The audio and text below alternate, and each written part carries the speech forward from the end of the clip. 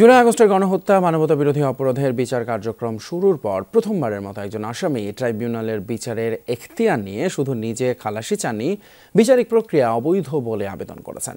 এ বিষয়ে খোঁজখবর রাখছেন সহকর্মী রিয়াজ রায়হান, যুক্ত হচ্ছে সরাসরি তার সাথে।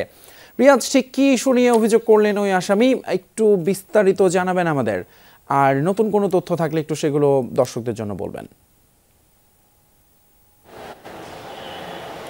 তিতুমির আসামি হচ্ছেন মেজর জেনারেল সাবেক সেনাবাহিনীর জিয়াউল হাসান, যিনি র্যাবের মহাপরিচালক ছিলেন এবং তার আমলে র্যাবে গুম খুনের বিস্তর অভিযোগ রয়েছে। সেই অভিযোগে মূলত তাকে গ্রেফতার করা হয়েছিল। ভিটামিন ও ফাইবার সমৃদ্ধ ফ্রেশ আটা ময়দা সুজি আপনাকে দিবে সুস্বাস্থ্যের নিশ্চয়তা। ফ্রেশ আটা ময়দা সুজি।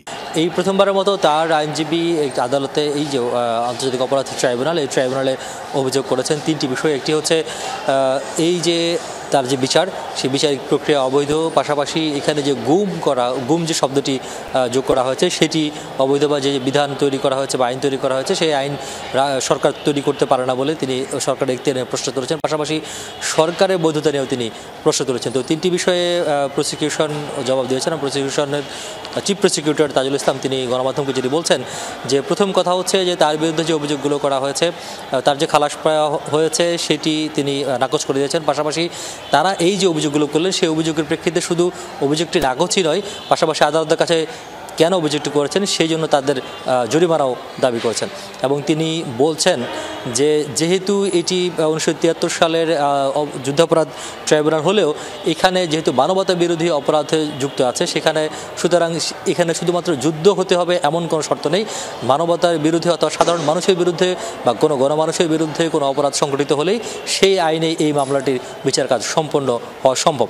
পাশাপাশি তিনি গুমের বিষয়ে যেহেতু প্রশ্ন তুলেছেন, চিফ প্রসিকিউটর বলছেন যে এখানে গুম করে একজন মানুষকে যেসব অপরাধ সংঘটিত হয়, তাকে নির্যাতন করা, তাকে বলপূর্বক অপহরণ করা এবং তাকে চক্ষুর আড়ালে রাখা এবং সেখানে যে ধরনের নির্যাতনগুলো করা হয় সব কিছুই গুমের মধ্যে চলে আসে। সুতরাং গুম যদি কথাটি যদি নাও থাকে তাহলেও এটি বিচার করা সম্ভব। আর পাশাপাশি সরকারের বৈধতা নিয়ে যে কথাটি বলছে সেটি এই বিচার কাজের অর্থাৎ এই ট্রাইব্যুনালের এখতিয়ার নয় বলে তাজুল ইসলাম জানিয়েছেন।